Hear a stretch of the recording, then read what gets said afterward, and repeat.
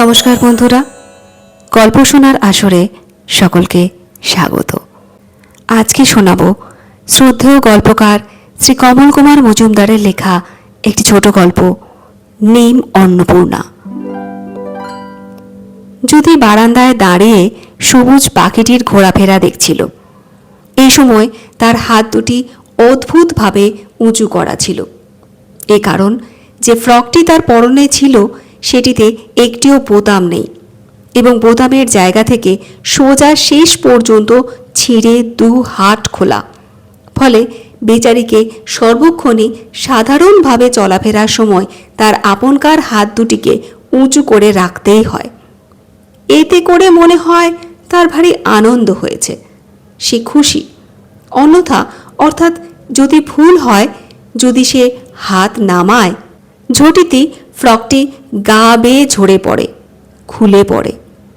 তখন সে যুথি শখেদ একটি আরে বলে পুনরায় ঠোঁটে ঠোঁট চেপে জোর পটুত্বের সঙ্গে ফ্রকটি আপনার কাঁধে তুলে দিয়ে থাকে।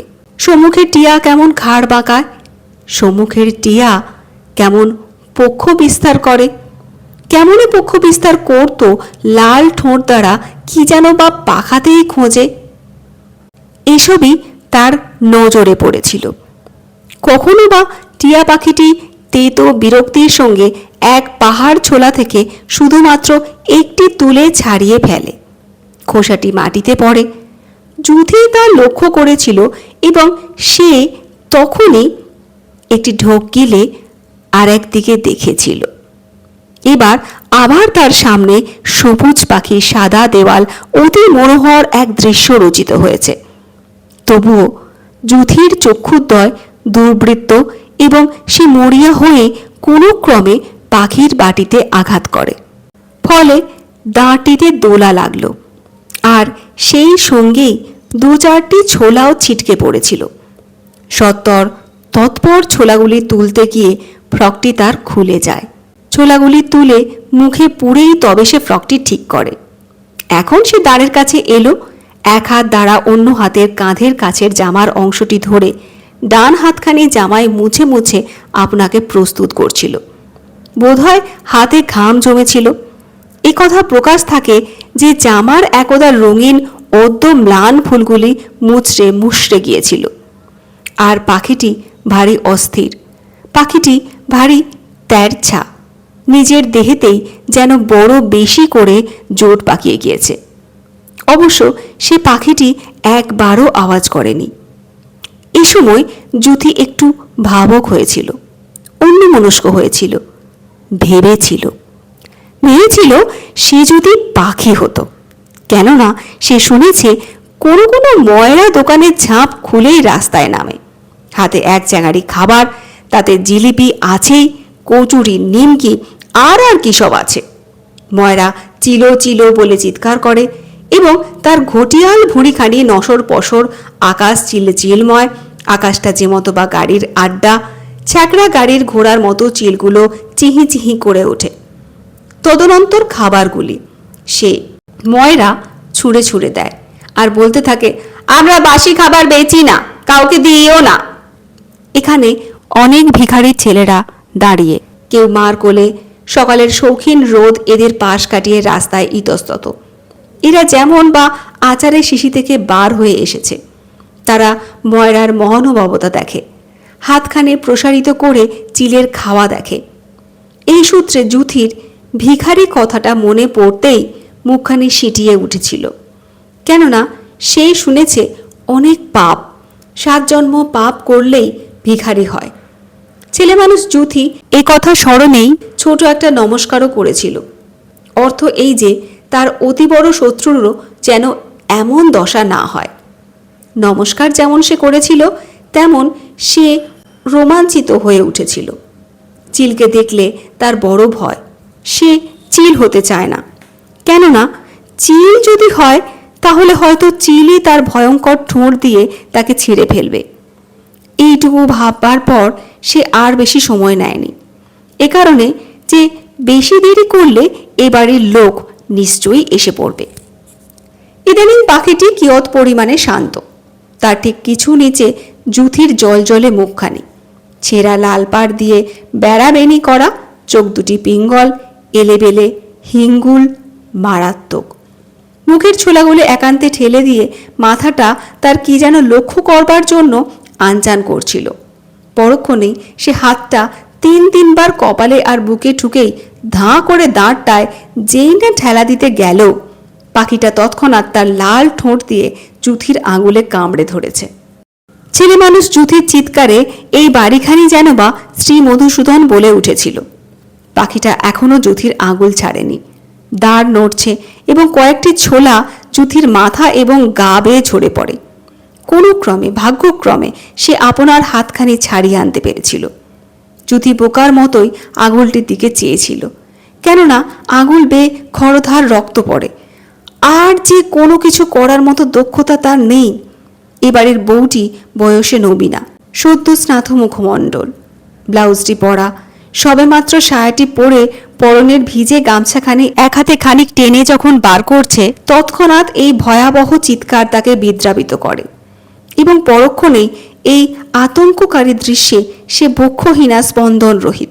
ফলে সায়া থেকে ওঠা লাল গামছাখানি তার হাতে তেমনই সম্বন্ধ ছিল। সুন্দর খঞ্জন নয়ন যুগল, স্ফীত, স্বপ্নহীন, ভীত, শক্ত, উজ্জ্বল, রগ ছোঁয়া ভ্রুদয়ে বিদ্যুৎ ইঙ্গিত, দেহ বয়সোচিত, ধর্মে উষ্ণ, এখন এতদ দর্শনে আগুন গরম।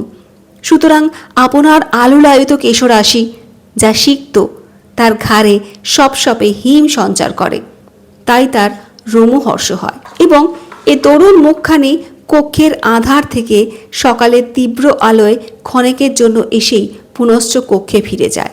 জুথির পালাবার কোনোই পথ ছিল না। ভয়ে, বিশেষত যন্ত্রণায় এবং কিয়ৎ পরিমাণে লজ্জায় তার আনন পিঙ্গল, চক্ষুদয় জলে কালো, মুখখানি পার্শ্ববর্তী শূন্যতায় আটকে জমে আড়ষ্ট এমতো মনে হয়, আর যে সে বিবিধ সুকৌশল ভঙ্গি সহকারে তা খুলে আনবার প্রাণান্ত চেষ্টা করে এবং ঠিক এই সময় ডান হাতের আঙুলটি চেপে ধরবার উচিত বুদ্ধি তার হয়েছিল।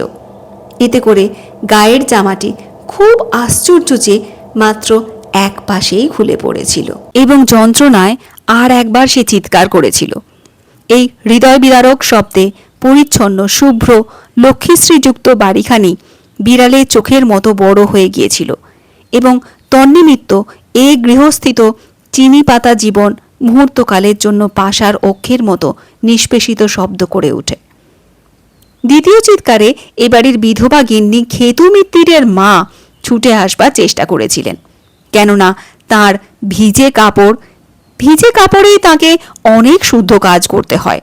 মুখে তার এই সময়োচিত অষ্টোত্তর শতনাম, বিদুর রাখিল নাম কাঙাল ঈশ্বর, পদে এসে থেমেই কি হলো বাক্য। ভিজে কাপড়ে এখনো কিছু ব্যস্ততার শব্দ ছিল। এ কারণে যে সম্মুখবর্তী এই দৃশ্যে কিরূপ ভঙ্গি যে করা উচিত তা ভাববার মতো তার অবকাশ ছিল না। হয় তিনি বেশি করে আলো অথবা বেশি করে ঝাপসা কিছু দেখেছিলেন। তার দেহটি কেবলমাত্র কর্তব্যবশে সম্মুখে এবং সূচি বায়ুতার জন্য পিছনে দুলে গিয়েছিল, আর মুখে বারংবার একই কথা ধ্বনিত হয়েছিল, ও মা, কি সর্বনাশ গো, কি সর্বনাশ। তার স্বরের মধ্যে যথাযথ অসহায়তা ছিল। ইতঃমধ্যে নবীনা বউটি কোনো ক্রমে এখানে এসেছিল, তখনও বাঁ হাতে সায়াটি আঁট করে ধরা। এবারে ঝটিতে গিঁট বেঁধেই যখন সে জুথিকে সাহায্য করতে যাবে, তৎক্ষণাৎ থমকে গেল, কেননা খেতুর মা আপনার গায়ে গতর খেলিয়ে বলেছিলেন, বলি হ্যাঁ গা, তুমি কি পাগল নাকি? বললে বড় অন্যায় হয়, সাধে কি তোমার ভাগারে কোল? বলি চান করেছ না, ওকে ছুলে আবার কাপড় জুটবে।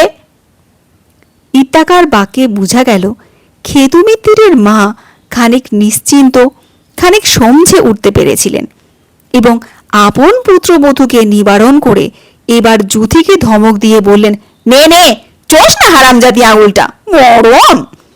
হ্যাঁরা, কাটলো কি করে? জুথি চুপ।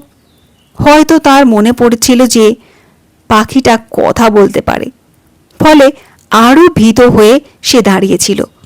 নবীনা বউটি রক্ত দর্শনে মুখখানিকে ঠেলে বাঁধা পুঁটলির মতো করেছিল।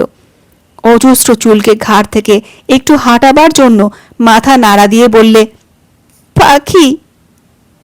পাখি? সাত সকালে কি অলক্ষণে কাণ্ড রে বাবা!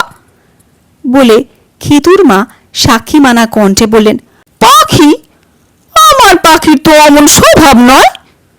এবং পাছে দোষ পড়ে এ কথা নিশ্চয়ই স্মরণ করো তো পুনরায় বলেছিলেন, তুই সাত সকালে মরতে আমাদের বাড়ি ঢুকেছিলি কেন? নে চোস না, আঙুলটা পোড়ার মুখী, আবার ধ্যানা প্যানা। না বৌমা, টক করে একটু চুন এনে দাও। বউটি সত্তর চুন আনতে গেল। যুথি এখনো বুদ্ধি ভ্রংশ।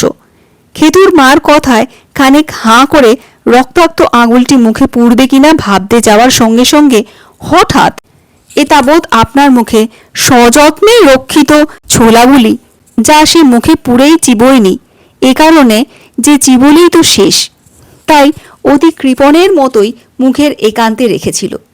এবং হাঁ করে আঙুল মুখে পুড়বে না মুখটা আঙুলের কাছেই নিয়ে যাবে, এই বিষম দ্বিধায় অদ্ভুত হাস্যকর অবস্থা তার হয়েছিল। হঠাৎ ঠিক এই মুহূর্তে তার মুখনিসৃত ছোলা কটি পড়ে গড়িয়ে খেতুর মার জল সাদা হাজাদষ্ট পায়ের নিকটে লেগেছিল। বেচারি যুথি। উপরন্তু বেচারি যুথির মুখ থেকে অল্প লালা তার নিজের হাতেই পড়েছিল এবং সে কম্পমানা। অন্যপক্ষে ছোলা পড়তেই খেতুর মা ঝটিতে দু এক পা সরে এসেছিলেন। মাটি থেকে চোখ ফিরিয়ে তিনি যুথিকে দেখে রাগে রোষে আক্রোশে তার গাত্রবস্ত্র যেমতবার শুষ্ক হয়েছিল, কি বলে যে গঞ্জনা শুরু করবেন তা সঠিকভাবে তার ঠোঁটে গুছিয়ে নিতে পারছিলেন না। সহসা আক্রমণ আরম্ভ হয়ে গেল। ও মা, মেয়ের কি নোলা গো, কোথায় যাব গো? এ সময় আপনার গণ্ডস্থলে তর্জনী ছিল। এরপরই দাঁতে দাঁত ঘষে বলতে লাগলেন, বেশ হয়েছে, খুব হয়েছে, এবার নিজের রক্ত পেট ভরে খাও। যে যুথি এতক্ষণে কাঁদেনি, হঠাৎ ধরা পড়ে যাওয়ার দরুন চিৎকার করে কেঁদে উঠল। তথাপি চোখ দুটি ভারী সজাগ ছিল। খেতুর মা আপনকার গা গতর ভিজে কাপড়ে ঘর্ষণ করতো বললেন, এক কাজ করে তো, দাঁত কাপড়টি ভেঙে দেব, আবার কাঁদনা হচ্ছে, ছ্যাঁচড়া আকরটা ভিখিরি মোড়ন। পাখিটা তো টুটি ছিঁড়লে আমি হরে নোট দিতুম, হারাম জাদি ছোলা চুরি। ফের যদি এবারে ত্রিসীমানায় আসবি তো ঝেঁটিয়ে তোর খাল খেচে নেব। তাই বলি, আমার পাখি কেষ্ট নাম ভিন্ন যে জানে না, সে কেন কামড়াবে? ওহ, তোর বাপ মাকে কিছু খেতে দেয় না, চোষ না রক্তটা। এমন সময় বউটি একটি গোটা পানে খানিক চুন নিয়ে এসে দাঁড়াতেই খেতুর মা সত্যি ক্ষিপ্ত তিরিক্ষি হয়ে উঠে ছোট একটা লাফ দিয়ে উঠেছিলেন। বললেন, খুব যে দরদ দেখাতে এগিয়ে যাচ্ছিলে। বলেই পরেই হঠাৎ চুন সমেত পানটির দিকে নজর পড়তেই গায়ে যেন বিছুটি লাগলো। খেকিয়ে উঠে বলেছিলেন, তোমার কি কোনো আক্কেল নেই গা? বলি এই বাজারে একটা গোটা পান নষ্ট করলে? বলি আকালের কথা কি তোমার অজানা না? বউটি তটস্থ, থ জড়সড়। চকিতেই মেঝেতে পানটি রেখে দিলে না পানটি হাত থেকে খসে মেঝেতে পড়েছিল তা বোঝা গেল না। রক্তের অজস্র ফোঁটার মধ্যে পানটি লক্ষ্য করেই খেতুর মা যুথিকে প্রচণ্ড কণ্ঠে বললেন, তোল বলছি, হাঁ করে রইলি যে হারামজাদি। এবং প্রকার বাক্যে বেচারি যুথি প্রকৃতপক্ষে কি যে করা শোভনীয় তা সে নিজেই কিনারা করতে পারছিল না। সে একবার মেজের দিকে, অন্যবার খেতুর মার দিকে আড়ে আড়ে চেয়েছিল। খেতুর মা এইটুকু বিলম্বেই অস্থির। মুহূর্তের মধ্যেই সকালের আলোকে বাঁকা চোখে দেখেন এবং নিমেষেই পান তার নিজের হাতে তুলে একবার মাত্র চুন সমেত পানটির দিকে তাকিয়ে নিশ্চয়ই একথা ভেবেছিলেন যে তাকে এ কাজের পর আর একবার স্নান করতে হবে। ভেবে পরক্ষণেই যুথির বেড়াবেনিটা হ্যাচকা টানে নামিয়ে বেশ জবর মুঠো করে ধরার পরে পানটা তার কাছে এগিয়ে দিতে সে যুথি অতি সহজভাবে সেটা নিয়ে নিজের আঙুলের উপর চেপে ধরেছিল এবং যুগপৎ আপনার দাঁত দ্বারা কাছের জামাটা কিঞ্চিত টান দিয়েছিল। খেতুর মার ক্রোধ উন্মত্ত বেণী আকর্ষণে যুথি বড় নিশ্চিন্ত হয়। ঝাঁটা লাথি এসবই তার যেমন বা সকল কিছু বোধগম্য পরিষ্কার লাগে। সুতরাং এই সে চেয়েছিল। যেহেতু সে কোনো মতেই দুই চোখে দুই দিকে দুভাবে আর দেখতে পাচ্ছিল না, এছাড়া এত আলো থেকেও সব কিছুতেই যেমন বা সন্ধ্যা, তাই যুথি ইত্যাকার নির্মম ব্যবহারেও অধিক স্বাচ্ছন্দ্য বোধ করেছিল। এখন খেতুর মার সঙ্গে পা মিলিয়ে অক্লেশে চলতে পারবে। খেতুর মা আর কাল বিলম্ব না করে তার চুলের মুঠি ধরে এক টান মেরেছিলেন। খেতুর মা তাকে যখন নিয়ে যাচ্ছিলেন তখন পাখিটার পাশ দিয়ে তাদের যেতে হয়। ফলে এ সময় যুথি খেতুর মার কাছে ঘেঁষে এসেছিল এবং চোরাগোপ্তা চাহনিতে পাখিটার প্রতি সে দেখে পিতলের চকচকে দাঁড়ের উপরে নিষিদ্ধ তীব্র সাংঘাতিক রুক্ষ পা দুটি, আর তার ঠিক উপরেই পাখির সুডৌল উদর দেখা যায়। শেষ রাতে চন্দ্রকিরণে প্রকাশমান শরৎকালীন মেঘ যেমন হয়তো সবুজ কিংবা পাণ্ডুর, কি নরম, কি তুলতুলে, কি সুওদর সুকুমার, সুকৌদর সুকুমার তথা কোমলতা, এরূপ যে প্রবচন, সেইটুকু প্রত্যক্ষের দেখার মানুষে মানুষ কি টিয়া পাখি পোষে? যুথি আপনাকে নির্বিকারভাবে খেতুর মার বজ্রমুষ্টির মধ্যে ছেড়ে দিয়েছিল। তাকে নিয়ে রাস্তায় নেমে এই পরিপ্রেক্ষিতহীন লাল গলিতে নেমেই দুবার চিকচিক করে থুতু ফেলে মাথার কাপড়ে হাত দেবার কথা তার মনেই হয়নি।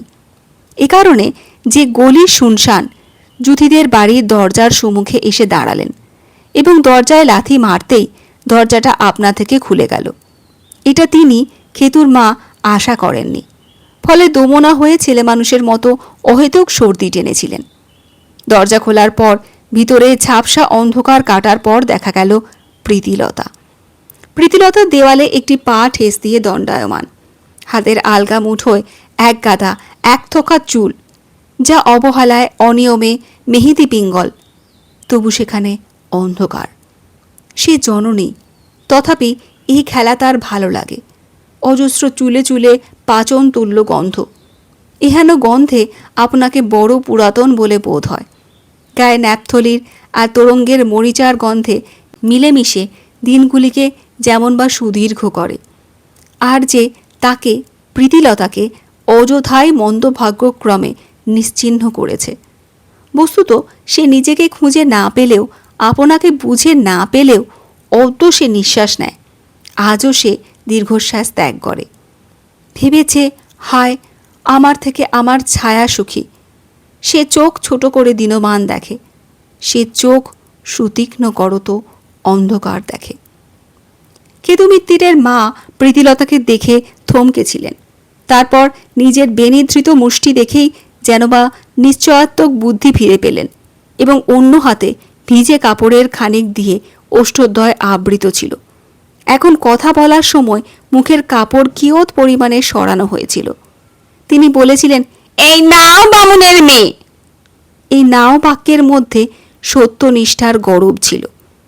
প্রীতিলতা অল্প আয়াসেই মুখখানি বাঁকিয়ে তাদের দেখেছিল। ভাতে ব্যাঙ লাফিয়ে পড়লে চাষা যেমত লাফ দিয়ে ওঠে, তেমন তেমন লাভ, তেমনি যেমন বা তার ভিতরে দিয়ে উঠল। কিন্তু দেহে কোনো সার দেখা গেল না, কেবলমাত্র হস্তধৃত চুলসমূহ। এ দৃশ্য দেখেই সে চকিতে মুঠো ছেড়ে দিয়েছিল। অন্যপক্ষে খেতুর মা যুথির বেনিও ছেড়ে দিয়েছিলেন। দিয়েই বললেন, তোমার মেয়ে কি বলবো বাবা, বললে পেত্তয় পাবে না। সাত সকাল লোকে শুনলে বলবে, খেতুমিত্তিরের মা কি লোকগা, ভদ্রলোকের মেয়ে, ঘেন্না পিত্তি নেই একেবারে, পৃথিবীর অদমগা। পাখির ছোলা চুরি করতে গিয়ে কি কাণ্ড বাঁধালে, মুখ থেকে না পড়লে কি আমি টের পেতুম। এইটুকু বলেই খেতুর মা চারিদিকে চেয়েছিলেন, এই কারণে যে তার মনে হয়েছিল এখানে বারান্দায় কেউ নেই, আর যে তিনি একাই বকে মরছেন। খেতুর মা আশা করেছিলেন এইটুকু বলতেই যুথির মা যুথিকে আর আস্ত রাখবে না। কিন্তু কই, ফলে তার বড় অসম্ভব রাগ হয়।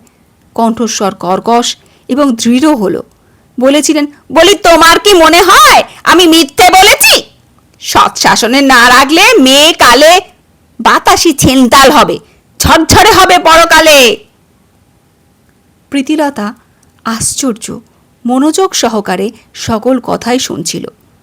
যেহেতু খেতুর মার গলায় কথার টানের মধ্যে লক্ষ্মীর পাঁচালি পড়ার ধাঁচ ছিল, মিল ছিল, বিশেষত যেখানে আছে বন অধিষ্ঠাত্রী তুমি বনে বনে, সেখানে গৃহলক্ষ্মী রূপে তুমি সকলের ঘরে দিনজনে রাজ্য পায় তব কৃপা বলে, সে প্রীতিলতা যেমত বা করজোড়ে যুথি সংবাদ শুনছিল। কিন্তু তাহলেও একথা সত্য যে ভিখিরি কথা তাকে রক্তের প্রাচুর্য দিয়েছিল। চুরির কথাটা এ তুলনায় মাটির। আচম্বিতে প্রীতিলতার স্বল্প তোয়া সদৃশ্য দেহখানি রুষ্ট সাপের মতোই আলোড়িত হয়ে ওঠে। আপনকার বরফ দেওয়া চোখের দৃষ্টিকে অমোঘভাবে ছোড়া যেমন করে হাতে ধরে, তেমনি সেইভাবে উদ্যত করে ধরেছিল। খেতুর মা কথা শেষ না করেই যেই তুড়ি দেওয়ার শব্দের মতো তাচ্ছিল্য ভরে হ্যাঁ আওয়াজ করেছেন, তদ্দণ্ডে প্রীতিলতা ইহ ধ্বনি করে উঠে, আর ঠিক এহেন সময় এক ঝাঁক জঙ্গি বিমান উড়ে গিয়েছিল। এখানকার সকলেই এ বারান্দা প্রায় ঢাকা পাঁচিলের ওপরে, উপরে যে আকাশ সেদিকে চাইল। তথাপি প্রীতিলতা নিজেকে এখন ইতোমধ্যেই শান দেবার অবকাশ পেয়েছিল। সে মুখখানিতে ঈদৃশ ভঙ্গি করে যে যেমন মনে হয় সে কিছু খাচ্ছে অথবা তার জিহ্বা আঠায় জড়িয়ে গিয়েছে, এরপরই সে বিড়ালের মতো ফ্যাস করে উঠেছিল। বললে, নিজে যে বগলে সাবান দাও বিধবা হয়ে, তা বেলা কিছুটি হয় না না? একবার নিজস্ব ভাষাটা অনুধাবন করেই পুনর্বার বললে, সেবেলা কিছু হয় না। এই সঙ্গে অঢেল শোনা ইংরেজি বলার জন্য অবশ্য এ সকল শব্দবাক্য নয়, গ্যাট ম্যাট হুট ফাট জাতীয় ইংরাজি আত্মক তার জিহ্বা যার পর নাই কড়কে উঠল। প্রীতিলতার ঘোর বাক্যস্রোতে খেতুর মার মুখাবৃত কাপড়ের অংশ ঝরে পড়ল। কোন দিকে যে অজস্র আলো তথা কোন দিকে যে দরজা, তা বেচারি খেতুর মা বুড়ো মানুষ ঠিক ঠিক ঠাহর করতে পারলেন না। অবশ্য অবশেষে তিনি অদৃশ্য হন। প্রীতিলতার কাছে খেতুর মার এই চিত্তভ্রমবশত হাঁকপাক বড় মজার মনে হয়েছিল, এবং বেচারি এই প্রসঙ্গে হাসতে গিয়ে আপনকার বিবর্ণ আর্ত বেদনাময় মুখখানিকে যন্ত্রণা দিয়েছিল। তবু সে কাতর নয়, সে হেসেছিল। তার শতচ্ছিন্ন কাপড়ের আঁচল তুলতে গিয়ে মাকড়সার পায়ের দক্ষতায় তার আঙুলগুলি পুনরায় চুলগুলিকে সংগ্রহ করে, এবং সে প্রীতিলতা আপনকার অজস্র চুলের অঞ্জলিবদ্ধ অন্ধকারে মুখমণ্ডল ন্যস্ত করত বর দেখা হাসি হাসল। যদি নিজের ব্যথাটাকে বড় করবার চেষ্টা করে তার মাকে হাতখানি দেখাচ্ছিল, তবু চুলের আঁধার এবং তার উপর ঘোর দর্শন রাত্রে বিদ্যুৎ রেখাতুল্য হাসি তাকে জুথিকে অনেকের কথা স্মরণ করিয়েছিল, যথা বাবা কোথায়, যথা লতি কই। নিশ্চয়ই সে তাদের আঁকড়ে ধরতে চেয়েছিল, কেননা সে এক আপৎকালের সম্মুখে এসে দাঁড়িয়েছিল।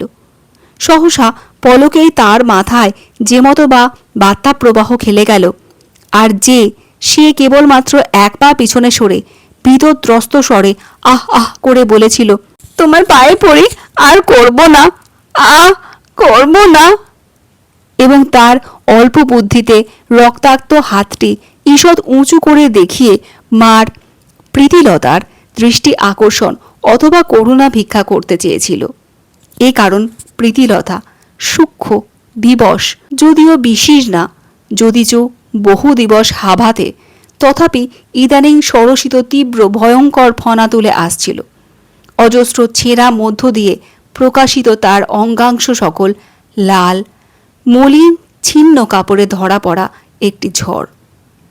যুথির গলায় আর কোনো স্বর ছিল না, মুখমণ্ডল ভয়ে কালশিটে। তবু এইটুকু ব্যবধান মধ্যে সে একটিমাত্র চোরার ঢোক গিলেছিল। যেহেতু প্রীতিলতা আর বেশি এগিয়ে আসতে পারেনি, যেহেতু গায়ে গতরে তার নিজেরই কোনোই ক্ষমতা ছিল না, যেহেতু সে প্রীতিলতা যে যুথির মুখে না পাওয়ার দুর্দৈব তৎসহ না মাজা বাসনের মতো ময়লা, এই না মাজা কথাটা তার আপনার ইজ্জতে লেগেছিল, যেহেতু না মাজা কথাটায় এই সংসার এখনকার দিনের পরিচ্ছন্ন দৈন্য উপহত চেহারাটা ছিল, যে রূপে বীজ মধ্যে বৃক্ষের ছায়া পর্যন্ত নিহিত থাকে। এবং দীনা প্রীতিলতার মধ্যে দিয়ে একটি দীর্ঘশ্বাস বয়ে গেল। এখন সে থমকে দাঁড়ালো। প্রীতিলতা অন্য আর এক দিক থেকে নিঃশ্বাস নেবার জন্য ছোট বারান্দার আর এক দিকে চাইল। এখানে সেখানে সাত পাশে অন্ধকার, বালতি আর টোল খাওয়া ডেচকির জল ছাড়া আর কোথাও যে সকাল হয়েছে এ সত্যের উল্লেখ নেই। প্রায় ঢাকা বারান্দার উপর দিয়ে এক লুপ্ত আকাশ দেখা যায়, যাতে করে মনে হয় তারা যেখানে আছে সেটা পৃথিবী। অবশ্য মেঘমন্ত্র প্লেনের শব্দ, কচিত মোটরের হর্ন অথবা কখনো সাইরেন আছেই। এতদ ব্যতীত রাত্রে হরিধ্বনি থেকেও বিভৎস হয়ে উঠে মানুষের কণ্ঠস্বরের নামে উত্তাল উদ্দাম পোড়ার আওয়াজ। মনে হয় এক আপনাকেই কামড়ায়। ধনীরা সুখী, কেননা এহেন মর্মন্তুত আওয়াজে তারা পাশবিক অত্যাচারীর সদর্প মাভৈ ধ্বনি শুনে আপনার দ্বার অর্গলবদ্ধ করে, সুতরাং তারা নিশ্চিন্তে ঘুমায়। অন্যপক্ষে সামান্য রমণী প্রীতিলতা তাদৃশ চর্মলোলকারী টঙ্কা শ্রবণে অল্পকাল নিমিত্ত নিঃশ্বাস স্থগিত রাখে। আপনার গৃহস্থালির কতিপয় ফাঁকা বাসনপত্রে হাঁড়িতে এ আওয়াজ নির্দয়ভাবে প্রতিধ্বনিত হয়ে ওঠে। তখন সে আত্মরক্ষা হেতু আপনার বক্ষোদ্বয়ে হস্তস্থাপন করে, তবু বেচারির শীর্ণ একটি হাত কপালে করাঘাত করতে ছুটে যেতে চায় এবং সে কোনরূপে দেওয়াল ঘেঁষে দাঁড়িয়ে নারায়ণ নারায়ণ বলে কোনো ক্রমে হাতের তালু দেয়ালের গায়ে এঁটে ধরে, হাঁকায়। মনে হয় সে যেন বা পালাচ্ছে। রুগ্ন শুষ্ক শক্ত হিম ওষ্ঠপুর জিহ্বা দ্বারা অল্প অল্প বুলাবার চেষ্টা করে এবং পাগল চোখে এদিক সেদিক তাকায়। মনে হয় এ রৌদ্রকর্মা, সে আওয়াজ তাকে যেন টানছে, ডাকছে। সে না না বলে উঠেছে, তবু ঘাম হয় এবং ঝটিতি লতি জুথি বলে ডাক দিয়ে আপন কন্যাদয়ের সাড়া নেয় এবং সঙ্গে সঙ্গে মনস্থ করে ঝুল ঝেড়ে ফেলবে। পয়সা পেলেই পরনের কাপড় ধোপ দুরস্ত করতে হবে, তাহলে এ দুঃসহ আওয়াজ তাদের আর চিনতে পারবে না। কিন্তু অনেক শূন্যতা, অনেক পাগলা সেলাই তাকে প্রীতিলতাকে অতিমাত্রায় ছোট করে। এখন প্রীতিলতা আপন গর্ভজাত কন্যা জুথির দুঃখময় সুখের দিকে চাইল। ফলে হঠাৎ নিভে যাওয়া মনটা দুর্ধর্ষ লাল হয়ে উঠল। রক্তস্রোত স্ফীত তাতাথই, যদিও সে নিজে ভেবে পায়নি এমন ধারা এক বিচ্ছু খেউড়ে নিষ্ঠাবতী বিধবা খেতুরমাকে রণে ভঙ্গ দিতে বাধ্য করতে পারে, যার ফলে তার পেটটা যেন বা ভরে গিয়েছিল। পরিধেয় বস্ত্র সকল নিরবচ্ছিন্ন, তাছাড়া শুভ্র। মুহূর্তের জন্য সে রৌদ্রকর্মা আওয়াজের ফাঁদ থেকে অনায়াসে অব্যাহতি পেয়েছিল। প্রীতিলতার দেহটা যেমত বা দেহ থেকে ছুটে বার হয়ে চলে গেছে, নিমেষের জন্য লজ্জাও তার হয়েছিল, যেহেতু জুথি তার কথাটা খেতুর মার প্রতি নিশ্চয়ই শুনেছিল। তাদের মতো ঘরে এমন কুৎসিত কথা শুনলেও পাপ হয়। এ কারণেই রক্ত তার দিংমণ্ডলকে প্লাবিত করে। উক্ত কথার স্মৃতি মেয়ের মন থেকে মুছে দেবার নিমিত্তই সে ক্ষিপ্র বেগে ছুটে গিয়েছিল এবং এই আশাতীত দুর্বিভাব্য গতিবেগে জুথিকে পার হয়ে ক্ষণেক থেমে আশ্চর্য পলকেই নিশ্চয় করে অসম্ভব ঢঙে পুনশ্চ কন্যাকে প্রদক্ষিণ করে। বাজিকর যেমন মরার খুলিকে কেন্দ্র করে, সাপুড়ে যেমন সাপকে কেন্দ্র করে, পৃথিবী যেমন সূর্যকে। এই সময় নাবালিকা জুথি আপনার রক্তাক্ত হাতখানি অন্য কোনো উপায় না দেখে তুলে ধরেছিল। এখানকার বারান্দার ধূম সদৃশ্য আলোয় রক্তাক্ত হাতখানি দেখতে দেখতে প্রীতিলতার চিত্ত বিভ্রম ঘটে। সহসা তাই সে নতজানু হয়ে বসেই জুথিকে জড়িয়ে ধরেছিল। সেই সেঁকো কদর্য অভাবের মধ্যেও যে গভীরতা গীতের শুদ্ধ পর্দায় থাকে, যে গভীরতা জলে প্রতিফলিত তারায়, যে গভীরতা শিশুর হাস্যের রহস্যের মাধুর্যের প্রাণ ধর্ম, এ গভীরতা সহজেই সে খুঁজে পেলে ঘুম জড়িত কণ্ঠে সে বলেছিল, খুব কেটেছে। যুথি এখন মার বাহুবন্ধনে। ঈষৎ সলজ্জ আপন হাতের প্রতি নজর রেখে অতীব ধীরে মাথা নাড়িয়েছিল। এখন তারা ঘরে। যুথির আঙুলটি বাঁধা হয়েছিল, সে মার কোলে ঠেস দিয়ে, আর লতি আর এক পাশে। তারা দুই বোন একটি কথাও বলেনি। এক তক্কে বুঝেছিল যে আমরা বড় নিঃসহায়, এবং মার দিকে বড় বেশি করে ঘেঁষে এসেছিল। প্রীতিলতা এইটুকু উষ্ণতার মধ্যে এমন হতে পারে যে সচেতন হয়ে উঠেছিল, কেননা সে যুথির মাথার উপরে আপন গণ্ডস্থল স্থাপন করে। পরক্ষণেই তার নাসিকা কুঞ্চিত হয়ে উঠল, যেহেতু গন্ধকের মতো ঘৃতকুমারীর মতো এক ধরনের গন্ধ তাকে বিপর্যস্ত করে। সুতরাং প্রীতিলতা ছিলা ছেঁড়া ধনুকের মতো উঠে বসে। আরে চাইল, সে এখন কঠিন। এই সময় তার মনে পড়ে কি অদ্ভুতভাবে দুইজনে পিঁপড়েকে অনুসরণ করেছিল, একজন হামাগুড়ি দিয়ে আর একজন বেঁকে হাঁটুতে হাত দুটি রেখে। অল্পকাল পরে পরেই তাদের দ্রুত গতি দেখা যায়। মাটি থেকে মুখ সরিয়ে ঝটিতি যুথি লতিকে বলেছিল, এই মা দেখছি কিনা দেখ। এতে লতি যখন এদিকে চায় তখন তার মাথাটা বই পড়ার মতো করে নেড়েছিল, আর যুথি লতিকে লক্ষ্য করতে গিয়ে পিঁপড়েটিকে হারিয়েছিল। সারাটা মেঝেতে চোখ বুলিয়ে যুথি শখেতে বলল, হ্যাঁ। লতি হঠাৎ চাপা গলায় বললে, দিদি এই যে। আহ, সুন্দর, রুক্ষ, দিবালোক লাল আনুগত্য, সবুজ যেন বৃষ্টির অনুগত। বৃষ্টি যেমন মেঘের, মেঘ যেমন বাষ্পের, বাষ্প যেমন লীলাব্ধি বসনার। এরপর দুই বোন লাইন লাইন বলে চেঁচিয়ে উঠল। এ লাইন বদ্ধ জানলার ফুটো দিয়ে চলে যায়। দুই বোনই দেখেছিল মধ্যে পগার, তারপর যে বিরাট বাড়ি তারই খানিকটা, যে বাড়ি থেকে কালোয়াতি গান আসে, ফোড়নের গন্ধ আসে, বিড়ালের ঝগড়ার শব্দ আসে। বেচারি লতি বলেছিল, দিদি আমরা যদি পিঁপড়ে হতাম। প্রীতিলতা জননী হয়েও এই দৃশ্য কোনো এক অন্তরাল থেকে দেখেছিল, কোনো এক মন দিয়ে শুনেছিল। একথা স্মরণে তার গায়ে যেন বা কাঁটা দিয়ে উঠল। প্রীতিলতা ভীতা। ঠিক এমতো সময় একটি কাশির আওয়াজ। সে আওয়াজে বটগাছের শিকড় পর্যন্ত অস্থায়ী হয়ে যায়। প্রীতিলতার প্রাণপুরুষ কেঁপে উঠল। প্রীতিলতা আপনার দৃষ্টিকে রূঢ় করে কবজা করে রেখেছিল সম্মুখের অনেকটা সিমেন্ট করা ড্যাম্প সিক্ত দেওয়ালের দিকে। অথচ বিস্ময়কর এ কথা যে কে যেন বা তার দৃষ্টি, দেহ, মন সব কিছুকে জানলার দিকে ঘুরিয়ে দিতে চাইছে। যে জানলায় দু একটা গরাদ নেই, সেখানে দড়ি দিয়ে বাঁধা।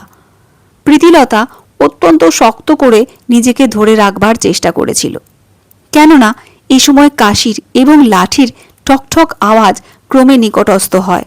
স্বল্পালোকে অদ্ভুত একটু ছায়া পড়বে। এরপর গলির মাঝে নর্দমার ঝাঁঝরিতে লাঠির আঘাতে ঠং করে একটা পাজি আওয়াজ সংঘটিত হবে, আর যে তার পরক্ষণেই পৌঁছবে তাদের সূক্ষ্ম গলিতে, এবং তাদের রকে ওই জানলার পিছনে ধপ করে গাঁঠি রাখার শব্দ হবে। আর যে তখনই শ্বাস প্রশ্বাস, দীর্ঘ নিঃশ্বাস সমস্ত কিছু মিলে সঘন অধীরতার শব্দ মিলে একটি পাতাহীন পৃথিবীর রুক্ষতার উদয় হবে। এই ভয়ঙ্কর নিঃশ্বাস সকলের শব্দ প্রীতিলতার ঘাড়ের অতীব নিকটে অনুভূত হয়। সে রোমাঞ্চিত হয়ে উঠেছিল, কেননা ঘাড়ের এইটুকু গোপন অতীব অল্প পরিসর স্থানে কেবলমাত্র কাম অভাবের দ্বারা তাড়িত হয়ে আশ্রয় করেছিল, কেননা দেহের মধ্যে অন্য কোথাও দেহ ছিল না। ফলে প্রীতিলতা বিমর্দিত, ত্রাসিত, শঙ্কার, জড়তার, ক্লৈব্যের, শৈত্যের, জাড্যের হিমবাহ শ্বেত বিন্দুর সঞ্চার হল। সে আপনাকে আর কোনো ক্রমে আর দৃঢ় করে ধরে রাখতে পারল না। ছুটিটি জানলার দিকে সে ঘাড় বাঁকিয়ে চেয়েছিল। জানলার পিছনের রক, সেখানে ইদানিং পথশ্রমে যারপরনায় ক্লান্ত, দ্রুত নিঃশ্বাসে ব্যস্ত হাড়ের খেলা, এই খেলার আশপাশ দিয়ে অন্ধকার সহস্র ছেঁড়া চুলের মতো ভেসে ভেসে যায়। এবার ছোট ছোট স্বস্তির কাশির আওয়াজ এবং অশীতিপর বৃদ্ধের সমস্ত মুখমণ্ডলে যে মতো বা ছানি পড়া মুখখানি দুঃখময়, গ্রহ কবলিত, মুমূর্ষু ঘাড়ের উপর নড়ছিল। অনেকটা কাঁচা সর্দি গড়িয়ে পড়ে স্থির। বৃদ্ধ অদ্ভুতভাবে এদিক ওদিক চাইল, তারপরেই ভগ্নস্বরে গান আরম্ভ করল। গানটা টহলদারি, রেখাবের নিজস্ব বেদনা এ গানের সুরে বর্তমান ছিল। প্রীতিলতা কখন যে এই গানে আপনকার বোধ হারিয়েছিল তা সে জানত না। গানটি শুনে শুনে এই কয়দিনেই তার ভালো লেগেছে এবং সে আপন মনে অনেক সময় গায়। এখন সহসা সে বুঝতে পারল যে সে অতি ধীরে বৃদ্ধির সঙ্গে সঙ্গে গলা মিলিয়ে গানটি গাইছে, আর যে তড়িতে লজ্জায় কাঁধের পিছন থেকে কাপড় তুলে মাথায় দেবার কারণে তুলতে গিয়ে বুঝতে পারলে হাতে কাপড়ের পাড় মাত্র উঠে এসেছে এবং আর কোনো উপায় নেই বলে মেনে নিয়ে সেটাকেই যথাযথভাবে রাখল। কিছু পরে যুথি লতিকে বিশেষ সাবধানতার সঙ্গে আপন দেহ থেকে মুক্ত করত প্রীতিলতা উঠে দাঁড়াল। কারণ এখন সে ধীরে ধীরে জানলার এক পাশে এসে জানলার পাট বন্ধ করে দিয়ে আপাতত শায়িত বৃদ্ধকে এই কয়েকদিনের অভ্যাসবশত উঁকি মেরে দেখবে। এইভাবে দেখার সময় তার নিঃশ্বাস রুদ্ধ হয়ে এসেছিল। অভুক্ত দেহ কি এক উত্তেজনায় রিমঝিম করে উঠেছিল। পলকেই স্থান পরিত্যাগ করে যে দেওয়ালে বহুকাল পূর্বে একটি আয়না ছিল সেখানে এসেই থমকে দাঁড়াল। এখানে একমাত্র জায়গা যেখানে সে আপনাকে আবছায়া দেখতে পায়। হায়, সত্যি যদি আয়না থাকত! খানিক সেখানে কালক্ষয় করে উন্মত্ত যে মতো চঞ্চল পদবিক্ষেপে মেয়েদের কাছে গিয়ে তাদের সজোরের নাড়া দিয়ে জাগিয়ে দিল। এরা তিনজন কোনো কিচ্ছু ভাববার পূর্বেই প্রগল্ভ ভয়ঙ্কর কাশির আওয়াজ শুনতে পেলে। প্রীতিলতার কর্তব্য বুদ্ধি ভ্রংশ হয়নি। সে অসম্ভব উল্টোপাল্টা কণ্ঠে বলে উঠেছিল, ওঠ না তোরা, বুড়ো কি মরবে? দুই বোন বিশেষ সপ্রতিভ হয়ে উঠল। কর্তব্য পালনে এদের অল্পক্ষণ দিগ্ভ্রম ঘটেছিল। তারা খানিক সন্তর্পণে বারান্দায় এলো, অন্ধকারে খুঁজল। এরপর একজন দরজা খুলে দিলে। ইতিমধ্যে মার গলা এলো, দেখিস ছুসনি যেন। অন্যজন জল নিয়ে এসে দাঁড়ালো। বৃদ্ধ এখন উঠে বসে কাশছিল। ওদের দেখে আপনার টিনটা এগিয়ে দিলে। বৃদ্ধ অদ্ভুতভাবে দুই হাতে টিনটা মুখের কাছে আনতেই এ লোল দেহে যে মতো বা বিদ্যুৎ খেলে গেল। দ্রুত একটি হাত সরিয়ে পার্শ্বস্থিত জগদ্দল বালিশের উপর রাখতে যেই গেল, সে মুহূর্তে খানিক জল তার দেহের এখানে সেখানে পড়ে সাধারণ মনুষ্য দেহের হিম কল্পনা হয়ে দেখা দিল। বৃদ্ধ দু একটা কাশি সহযোগে জল খায়। যুথি লতিকে খুব অল্প স্বরে বলেছিল, কি পোকা, জল গিলে গিলে খাচ্ছে। লতি গ্যাসের অন্তিম আলোর কিছুটা মুখে তুলে নিয়ে বললে, চিবিয়ে খাবে বুঝি? যুথি পাখির মতো মুখখানিকে উঠোনামা করে বলেছিল, আমি তো করি, এবং পরে স্কুল মাস্টারনির মতো করে স্পষ্ট বলেছিল, ওতে পেট ভরে যায়। লতি এ তত্ত্ব বুঝবার পূর্বেই হঠাৎ ভৌতিক আওয়াজ শুনল, ঘরকে যাও না, ঘরকে যাও না। তারা দুই বোন দেখল বৃদ্ধ আপনার বোঁচকাটি দুই হাতে আগলে তাদের ও কথা বলছে। এতে করে দুই বোন ঈষৎ ক্ষুব্ধ হয়, কিন্তু বৃদ্ধের রকম সকম দেখে মুখ টিপে হাসতে লাগলো। বোঝা গেল বৃদ্ধ এবার বেশ রাগ করেছে। যেহেতু বলেছিল, খামাখা দাঁড়িয়ে আছো কেন, ঘরকে ভালো জ্বালা। এই কথা শেষ হওয়ার সঙ্গে সঙ্গে প্রীতিলতার কণ্ঠস্বর শোনা গেল, লতি, যুথি। প্রীতিলতা জানত বৃদ্ধ কাউকে কাছে আসতে দেয় না কেন। প্রথম যেদিন সে তাদের এই গলিতে এসে আশ্রয় নেয় সেদিনই তাদের বাড়িতে ঠিক দুদিন পর যৎকিঞ্চিৎ চোকর সিদ্ধ হয়েছিল। তারা সকলেই শুয়েছে। ইতিমধ্যে বৃদ্ধ ভাঙা গলায় গান গেয়ে উঠেছিল। ব্রজ ঘুমের জন্য তখন হাঁক পাক করছে, কেননা সে কোনো ক্রমে অবশ্যম্ভাবী তথা ভবিতব্যের দিকে আর চাইতে পারছিল না। কেননা আগামীকালের সূর্য শুধুমাত্র যে সে জড়ভরত তা প্রমাণ করার জন্য পুনর্বার দেখা দেবে। কিন্তু এমতো সময় প্রীতিলতার ধোঁয়াটে কণ্ঠস্বর তাকে, ব্রজকে, ইহকালের স্যাঁতস্যাঁতে পৃথিবীর মধ্যে এনে দিয়েছিল। প্রীতিলতা বললে, বুড়ো হলে কি হয়, খুব টনটনে জ্ঞান, যখনই জুতিলতি যায় অমনি মারমুখো হয়ে ওঠে। বোধহয় জানো বোচকায় অনেক টাকা আছে। ধুর, শুনেছি ভিখারিদের অনেক টাকা থাকে। ধুর, লড়াইয়ের বাজারে টাকা করতেই লোকে বলে পয়সা দেবে কে। ব্রজুর উত্তরের মধ্যে ঊর্ধ্বের সিলিংয়ের সমস্ত নগ্নতা ব্যক্ত হয়েছিল। ফলে প্রীতিলতা আপনার কবজির একমাত্র লোহাটা ঘোরাতে ঘোরাতে বললে, মজা দেখেছ, বুড়ো রোজ দাড়ি কামায়।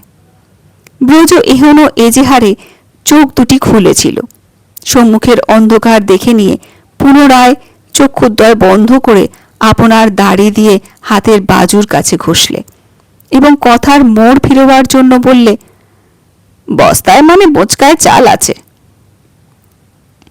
প্রীতিলতা ব্রজুর কথা শুনে প্রথমে বলেছিল, তাই নাকি? তারপর বলেছিল, ও। ছোট কথা, অর্থাৎ উত্তর দুটি তার নিজের কাছে কেমন যেন বোকা বোকা ঠেকেছিল। ইতিমধ্যে স্বামী স্ত্রী দুজনকেই যা আত্মনিগ্রহ থেকে অব্যাহতি দিয়েছিল তা বৃদ্ধের গান, যা এখন সত্য সত্য শুনলেও মনে হয় বহুদিন পূর্বে শুনেছি। কেননা এই গানটির মধ্যে আধি দৈবিক পূর্ণতা ছিল। বর্ষার নিশ্চিন্ত ঘুমের মোহ অথবা সুন্দর প্রভাতের সোহাগ এই গীতির ধমনী। এই জগতের মধ্যে পরিচ্ছন্ন গ্রাম, বাপ মা ভাই বোন, আকাশ বাতাস, পুষ্করিণীতে হাঁসের সন্তরণ, সব কিছুই ছিল। সকালবেলা প্রীতিলতা একটু গুঁড়ো চায়ের পুড়িয়া নিয়ে এসে গতকালের জুথি লতি সংগৃহীত কাঠকুটো দিয়ে উনুন জ্বালিয়ে জল চাপিয়ে দিয়েছিল। অদূরে ব্রজ উবু হয়ে বসে দুটি হাত তার নিজেরই পায়ের তলায় চাপা। কেননা এই সময়ে তার দাড়ি বড় চুলকাচ্ছিল। চুলকলে পাছে প্রীতিলতার নজরে পড়ে এবং তারই দূরদৃষ্ট অথবা হয়তো অকর্মণ্যতা স্পষ্টত ওতপ্রোত হয়ে ওঠে। বেশিক্ষণ ব্রজকে এভাবে থাকতে হয়নি, যেহেতু তারা দুই বোন খাওয়া খাওয়া খেলা করছিল। তারা দুই বোন, জুথি এবং লতি, খাওয়া খাওয়া খেলা করছিল। এ খেলার মধ্যে নিশ্চয়ই পেট ভরা বা তৃপ্তির আনন্দ ছিল না। একমাত্র উদ্দেশ্য ছিল তাদের দক্ষতার কারণে মা বাবাকে গর্বিত করা। প্রীতিলতা অন্যমনস্কভাবে ধোঁয়া থেকে চোখ ফেরাবার অথবা সকালের আলোকে পড়ে নেবার জন্য কপালে একটি হাত রেখে এদিকে চেয়েছিল।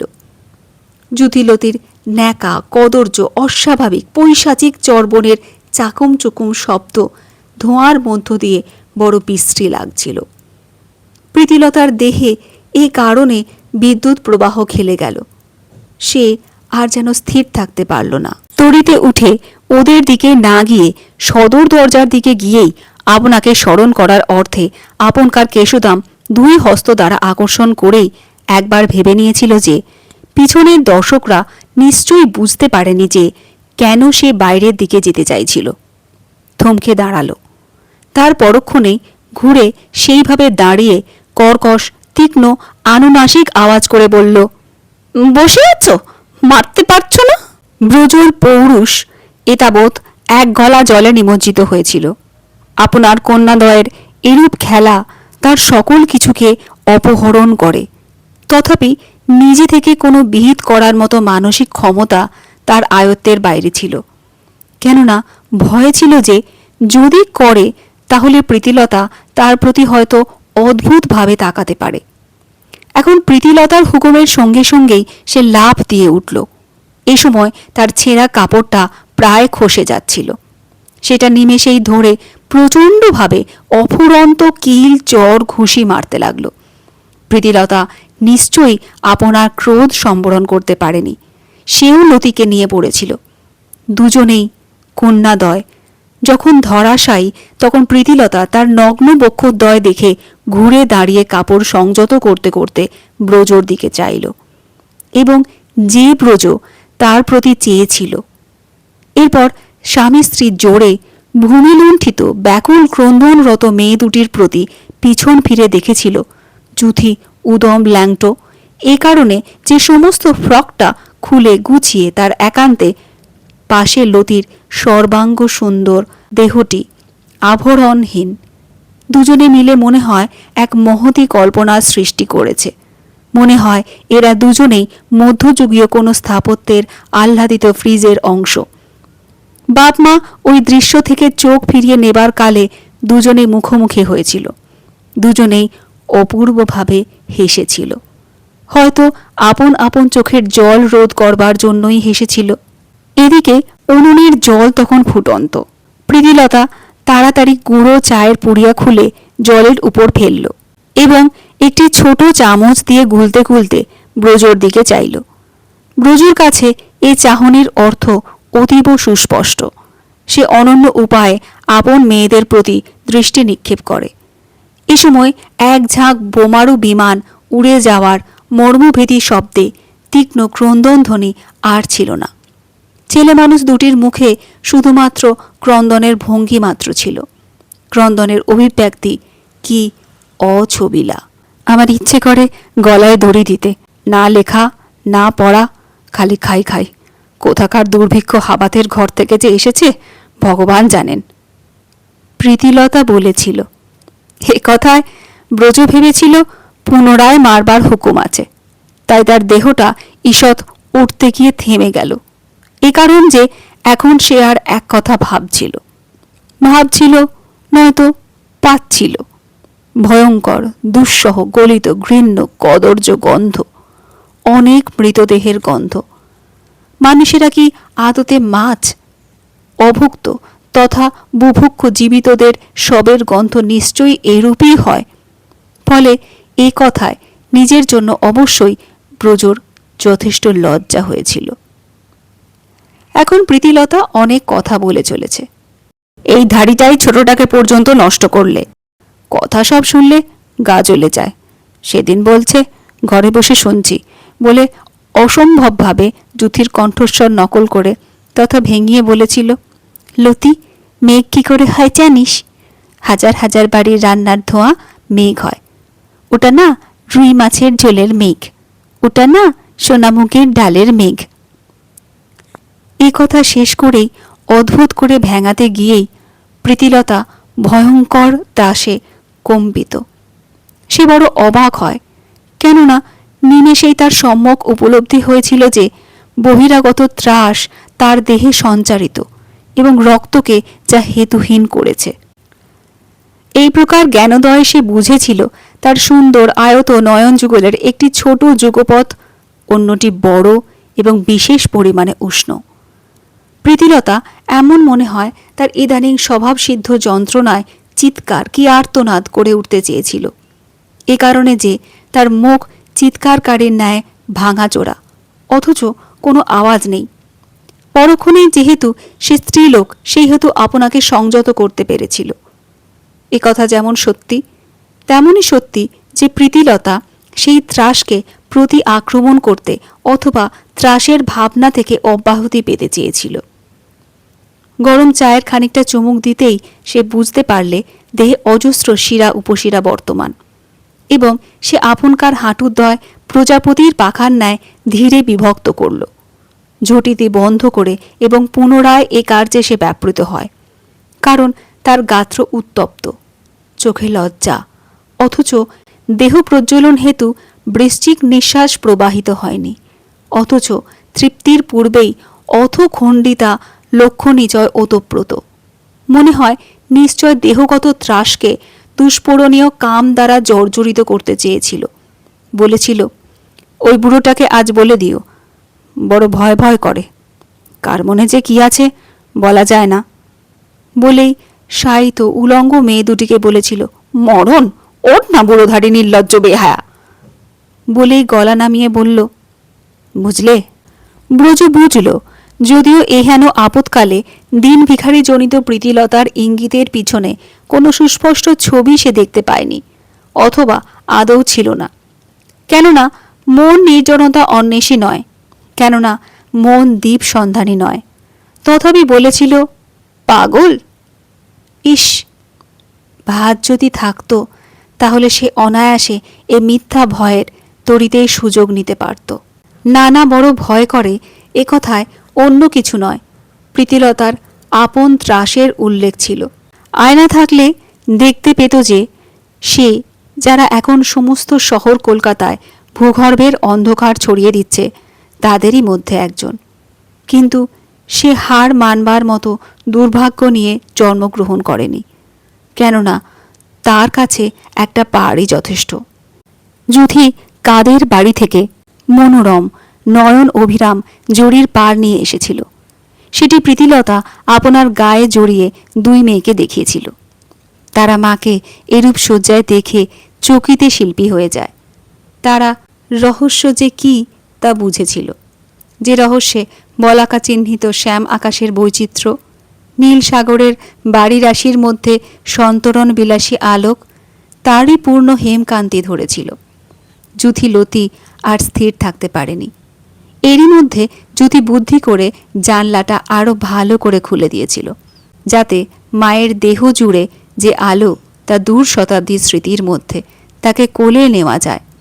এরপর দুজনেই মাকে আনন্দে জড়িয়ে ধরেছিল, যাতে মায়ের দেহ জুড়ে যে আলো তা দূর শতাব্দীর স্মৃতির মধ্যে তাকে কোলে নেওয়া যায়। এরপর দুজনেই মাকে আনন্দে জড়িয়ে ধরেছিল। মনে হয় তারা যেমত বা অতিশয় ভীত শঙ্কিত। ভগবান, তুমি অন্তরে থাকতেও মানুষের এত ভয় কেন? প্রীতিলতা অবশ্যই হার স্বীকার করবে না। সে কোনোদিন মরা মাগুর মাছ খায়নি, কাউকে খেতেও দেয়নি। সে হাবাতের একজন হতে কোনো ক্রমেই পারবে না। প্রীতিলতা মুখ ঘুরিয়ে বসে, এদিকে কিছুক্ষণ তাকিয়ে পরক্ষণেই সে সেই দিক থেকে মুখ ঘুরিয়ে বসে, পুনরায় সেদিক থেকে অন্যদিকে। কিন্তু এই মেয়ে দুটি, মনে হয় এরা বিভৎস, এরা ক্রমশ হাতের বাইরে চলে যাচ্ছে। ব্রজর প্রতি রাগ করার কিছু নেই, এ কারণে যে ব্রজর প্লুরিসি তার কাল, উপরন্তু তার অক্ষমতা, দুই মিলে তার সমস্ত স্বপ্ন শুধু নয়, জীবনকে বানচাল করেছে। এখন এ সময় একটা টিউশনি পর্যন্ত নেই। শহরে অনেকে নেই, যারা আছে বোরখা পরিহিত আলোয় ভৌতিক। তারা সকলেই পরমায়ুকে সব কিছু বলে ধরে নিয়েছে। প্রীতিলতাদের কণ্ঠস্বর ফাঁকা হাড়িতে প্রতিধ্বনিত হয়। এতে করে আর কারো না হোক প্রীতিলতার গা ছমছম করে। তখন এই ভয়কে ঠেকাবার জন্য বৃদ্ধের গীতটি প্রথমে গুনগুন করে গেয়ে যেন আরোগ্য স্নান করে। কিন্তু কতক্ষণের জন্য এ গীত? পলকে প্রীতিলতার দৃষ্টিপথে উদয় হয় এখানে সেখানে জমে থাকা আবর্জনা, যে মতো অযত্নের গৃহের মাকড়সার জালের মতো শঙ্কাপ্রদ অন্ধকার। এ অন্ধকার ফাঙ্গাসশীল। প্রীতিলতা মনকে ফেরাবার জন্য তৈজসপত্রের কিছুটা সংস্কার করতে মনস্থ করেছে, কিন্তু বাড়িতে এক ফোঁটা ছাই নেই। ছাই নেই তাতে কি, যুথিলতি তো আছে। যুথিলতি ছাই নিয়ে এসে খবর দিল, মা, আমরা মোড়ের পাশকাদায় গিয়ে ছাই তুলব, এমন সময় গিয়ে দেখি বুড়োটা। বুড়োটা শুনেই প্রীতিলতার গায়ে হিমপ্রবাহ খেলে গেল। আপনার শৃঙ্খলিত অস্থিসমূহের বিশৃঙ্খলতার শব্দ শোনা গেল। তবু আপনাকে সংযত করতে সে বলেছিল, ছি, বুড়োটা বলতে নেই, আমাদের অমন করে কথা তো বলতে নেই। যুথি এতে এখন থেমেছিল, ফলে লতি দিদির মুখের দিকে একবার চেয়ে নিয়ে বলতে লাগলো, জানো মা, বুড়ো মানুষ বলে মার মুখের দিকে চেয়ে অল্প হাসবার চেষ্টা করেছিল। বুড়ো মানুষ রাস্তায় বসে কাশছে, তার গলা দিয়ে রক্ত পড়ছে। শুনে যেটুকু মন সাড়া দিয়েছিল সেইটুকু দিয়ে এদের মা বলেছিল, বলিস কি, বলেই স্তব্ধ হয়ে গিয়েছিল।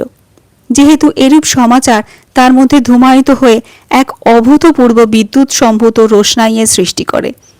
এমনকি দুটি হাত ছেলে মানুষের মতো হাততালি দেবার জন্য খানিক অগ্রসর হয়েছিল। সে সেইভাবে হাত দুটি রেখে কিম্ভূত এক প্রশ্ন করে ফেলল, আহ, কোথায় সে কথাটা মরে এসেই থেমে গেল। বেঅক্ষর যোগে সম্পূর্ণ হয়নি। যুথিলতি মার এহেন পদ রচনাটা যথাযথ বুঝে উঠতে পারেনি। তারা অবাক হবে কিনা এ কারণে দুজনে দুজনের দিকে চেয়েছিল। ইতিমধ্যে শুনল তার মা পুনর্বার সংশোধন করে বলেছিল, বেচারাকে কোথায় দেখলি? মরে কাশছে আর রক্ত পড়ছে। এরপর তিনজনেই স্তব্ধ।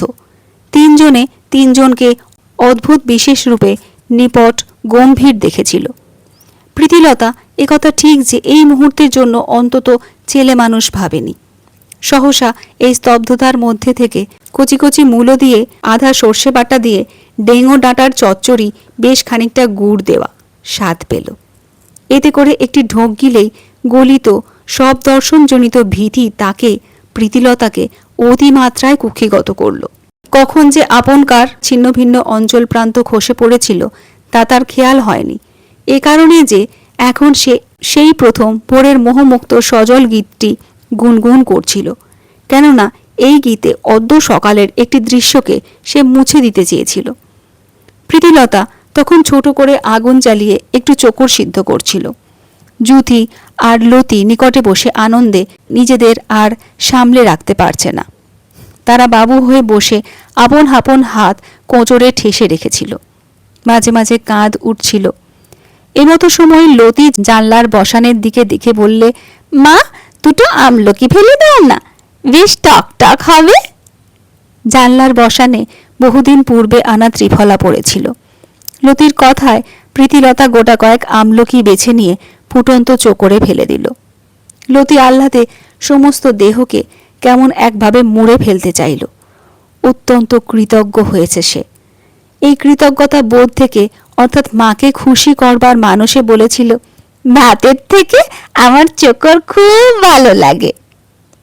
যদি আপনার নীরবতার বোকামি থেকে নিষ্কৃতি পাবার জন্য যোগ দিল, ভাতের থেকে চোকর 100 গুণে ভালো, হাই ক্লাস। মুখখানা এ সময় এমন বিষদৃশ্য করেছিল যে তার কানটা মলে দিতে ইচ্ছা করে। প্রীতিলতা মুখ ঝামটা দিয়ে বলে উঠল, থাক থাক, আর চোকরের গুণ গাইতে হবে না। লোককে যেন বলো না আমরা চোকর খাই। এই শেষ উক্তিতে প্রীতিলতা আপনাদের ঘরগত চরিত্রের পরিচয় দিয়েছিল। এরপরেই সে চোকর পরিবেশন শুরু করে। লতি আপনার পাঁচতলা থেকে একটি চামচ বার করে বললে, আমি সাহেবদের মতো খাই। এই কথা শেষ না হতেই জুথি সুকৌশলে চামচটা কেড়ে নিল। ফলে দুজনে মারপিট বেঁধে গেল। এ কারণে থালা উল্টে পড়েছিল। জুথি পা দিয়ে লতির থালা উল্টে দিল। প্রীতিলতা খুব সহজেই দুজনকে প্রচণ্ড 2 চড়ে শান্ত করে পড়ে যাওয়া চোকরের দিকে চেয়ে অদ্ভুত এক দেহভঙ্গি করে মুখ ফিরিয়ে ঘরে যেতে যেতে বললে, তুলে খেয়ে ফেল। এই কথাটা বার হতেই এক ঝলক ত্রাস এসে তার দেহে প্রবেশ করেছিল এবং সঙ্গে সঙ্গে সে ঘরের জানলার দিকে চেয়েছিল। খানিকটা নির্ঝঞ্ঝাট স্থান সেখানে বর্তমান, খানিকটা অব্যক্ততা সেখানে ওতপ্রোত। এইটুকু দর্শনে প্রীতিলতা বলেছিল, বেচারা।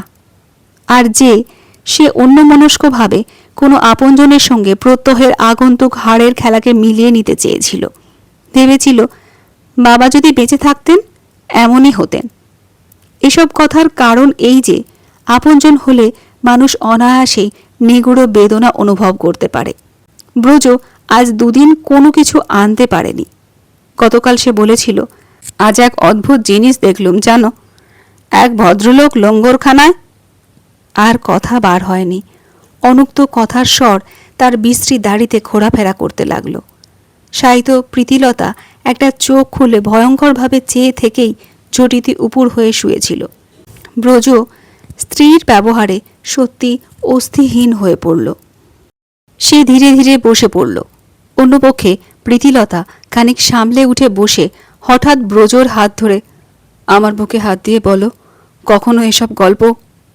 আমার বড় ভয় করে বলে আস্তে আস্তে হাত সরিয়ে পুনরায় তড়িৎ গতি স্বামীর হাতে হাত রেখেই ভীতভাবে বলে উঠল, আবার জ্বর? তাহলে একটু গা গরম। প্রীতিলতার কণ্ঠস্বরে ম্লান সন্ধ্যার মমত্ব ছিল, যে মমত্ব দীর্ঘশ্বাসের পরমার্থ, যে মমত্ব কিশোরীর লজ্জার লাল। আপনকার ধমনী সমূহকে ত্বক বিদীর্ণ করত বাইরে আনতে ব্রজর ইচ্ছা হলো। কেননা প্রীতিলতার প্রশ্নে নয় আগ্রহে, আগ্রহ নয় অনুভূতির মধ্যে সময়ের বিবেচনা ছিল, পূর্ণতা ছিল, যে পূর্ণতা দ্বারা রমণীরা চিরকাল ভালোবেসেছে। অতএব এরূপ প্রশ্নে ব্রজ কিছুটা ঘরমাক্ত হল। অন্যপক্ষে প্রীতিলতা আপনার আঁচল দ্বারা স্থানটি সংস্কার করে যুথিকে বলতে গিয়ে দেখল সে ঘুমিয়ে, লতির মুখে বুড়ো আঙুলটি। সে বলতে গিয়ে নিজেই উঠে দাঁড়ালো। ব্রজ মাটিতে শুয়ে পড়তে যাচ্ছিল, কিন্তু প্রীতিলতা অত্যন্ত ব্যস্ত হয়ে উঠে, ও কি মাথা খারাপ নাকি? আশ্চর্য, আজ মাসখানেকও হয়নি ভুগে, বলে মাদুরটা মাটিতে খানিকটা গড়িয়ে দিয়ে একান্ত তখনও তার হস্তগত অন্যমনস্ক হয়ে দাঁড়িয়ে থেকে প্রথম ছোট একটি হাঁ করে ব্রজর প্রতি চোখ তুলে ধরেছিল, বলেছিল, জানো বুড়ো মিনসেন নাকি মুখ দিয়ে। ব্রজ নিজের অসুস্থতার কারণে, অর্থাৎ সে নিজে ভুগছে, স্ত্রীর কথায় ভীত হবার পূর্বেই বলেছিল, দূর, আমারও তাই মনে হয়, দাঁত ফাঁত দিয়ে হয়তো পড়ে থাকবে।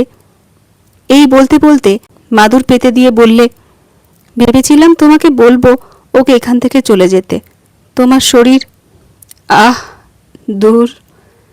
তারপরে ভাবলুম কিছু তো দিতে পারি না, অন্তত একটু জায়গা। কি বলো, গরিবকে দিলে ভগবান মুখ তোলে। পুনরায় অভুক্ত স্তব্ধতা। ব্রজ জ্বর উত্তপ্ত চোখেই ভাবছিল, খুব আশ্চর্য নয়, প্রীতিলতা গান গাইত, প্রীতিলতার কণ্ঠস্বরে লালিত্য ছিল। এখন বিশেষত আজ তার একদা মায়াবিনী প্রীতিলতার কণ্ঠস্বরে ক্রমাগত বালি ঝরার ভয়াবহতা। কে মনে নেই একদা ধাঁধা জিজ্ঞাসা করেছিল, জ্বলল আধার নিভল আলো, এর মানে কি?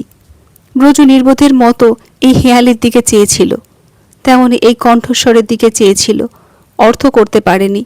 হেয়ালির অর্থ যে পেট, তা ব্রজর বুদ্ধিতে আসেনি। উদর যখন জ্বলে তখন সকলই অন্ধকার, উদর প্রজ্বলন হেতু আলোক। হায়, কি অন্ধকারময়ী! তারাই ধন্য যারা খাবার দেখলে সত্যি সত্যি যার পর নাই ভীত হয়। অনেকক্ষণ পর অসম্ভবভাবে ঘুম ভেঙে গেল। দেখল ছিন্ন ভিন্ন বস্ত্রে ভূষিতা প্রীতিলতা আপনকার হাঁটুতে মাথা রেখে নির্লজ্জভাবে ঘুমিয়ে। অদূরে কন্যাদ্বয় দেওয়ালে, ভিজে ভিজে দেওয়ালে ঠেস দিয়ে কান্নার বিভৎসতা প্রকাশ করছে। এ কারণে ব্রজ রোজগারি বাপের মতো বিরক্ত। সে উঠে দাঁড়িয়ে প্রচণ্ড চড় মারার জন্য কিঞ্চিত মাত্র চেষ্টা করতেই দেখল যে তার দুর্বল দেহটা দেওয়ালের সঙ্গে গিয়ে আঘাত খেলে। ইচ্ছা দেহটা জুত করতে পারেনি। খানিক দেওয়ালের কাছে সেইভাবে সে দণ্ডায়মান ছিল। যুথিলতি কান্না থামিয়ে চোখ বড় করে প্রীতিলতার চোখ খুলে তাকিয়েছিল। প্রীতিলতা কিন্তু মাথা তোলেনি, ফলে যে দুঃখময় রেখা তার দেহ ভর করেছিল তা অদৃশ্য হয়ে যায়নি। কি দুগ্ধহীন স্তনক্ষুব্ধ সে রেখা! প্রীতিলতা বুঝেছিল ব্রজ বার হচ্ছে, কেননা এখন সে অতীব নিষ্ঠার সঙ্গে আপনার প্যান্টালুনের ভাঁজ ঠিক করেছিল। প্রীতিলতা প্রশ্ন করল, কোথায়? বালিগঞ্জ। প্রীতিলতা দক্ষিণ দিকে চাইল, কেননা বালিগঞ্জ দক্ষিণে। মনে হলো সেখানে কি মৃত্যু নেই, আর্তনাদ নেই? যে আর্তনাদ আরও প্রবলতর হয়ে তাদের দরজায় ফিরিঙ্গি কায়দায় আঘাত করছে। প্রীতিলতা ভয়ে আপন মুখমণ্ডলে বস্ত্র প্রদান করেছিল। সে ত্রস্ত, শঙ্কিত। সমগ্র পৃথিবীটা যেন বা ডাক্তারবাবুর কম্পাউন্ডার নিমাই জগমণির মতো, অনেকটা ধুকুরিয়া বাগানের আঁকমারার মম করার রান্ডি যেন, যার হাস্যে সদ্য কাঁচা সর্দির আদুরে আওয়াজ। পাটের রকমারি রঙে উদ্বাস্ত রুমালে বটবৃদ্ধ শরীরটা ঢেকে বসে, আর যাই হোক এ দৃশ্য খুব সুন্দর নয়।